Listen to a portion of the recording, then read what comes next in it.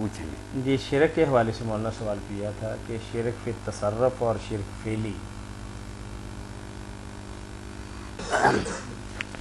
جب آدمی کسی شخصیت کے بارے میں یہ فرض کر لیتا ہے کہ اللہ تعالیٰ نے اپنی کچھ طاقتیں اس کو دے دی، وہ ہماری فریادیں سنتا ہے اور ہماری مشکلیں حل کرتا ہے، ہماری مدد کرتا ہے، یہ ہے شرک اعتقادی، عقیدے کا.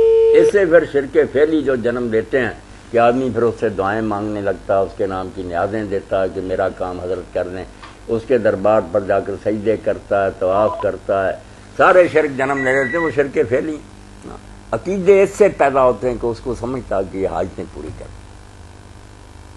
یہی شرک تصرف ہے کہ کائنات میں اس کا دخل ہے، وہ لوگوں کو بیماریوں سے شفا دیتا ہے، رزق دیتا ہے، عزت ذلت اس کے ہاتھ میں ہے، اللہ نے یہ کام اس کے حوالے کر دی.